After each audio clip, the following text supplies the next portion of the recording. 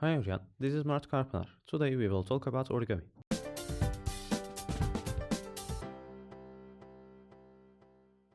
Origami is the Japanese art of folding paper into decorative shapes and figures. Origami is originated from China, but was popularized in Japan. It is the art of paper folding. In Japanese, ori means folding and gami means paper. Traditional Japanese origami has been practiced since 17th century. Today, origami has a wider meaning. It includes every paper folding action, and we don't just think Asian culture. When we say folding a paper, we first think merely folding a piece of paper to fit in your pocket for portability. But what we are talking about here is folding paper into birds, butterflies, flowers, dogs, cats, and even pokémons.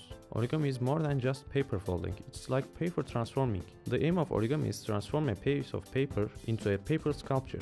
You can use papers in every color, and also you can draw your own patterns on the paper before folding. We all can fold paper, but not all of us can make the finest origami, as it is a hard and complex art. If you want to master in origami, you should practice a lot, just like in every other skills. Most of the origami folders prefer folding without tools, but some other tools, like tweezers, can be used for more complex shapes. There are different techniques like wet folding, in which the paper is dampened to be given shapes easier. In modular origami, different pieces of papers are used in order to a whole shape. In action origami techniques, the shapes can be moved. Origami is a hobby for the young and old. It can be relaxing and or mind-bending depending on your reasons for folding. It can be fun, no matter how old are you and what is your level of expertise it, because there are designs for every origami skill level. Everyone should try origami at least once. Maybe origami will be the way for you to express yourself. Thank you for watching. That's all for now. See you in the next videos. Take care.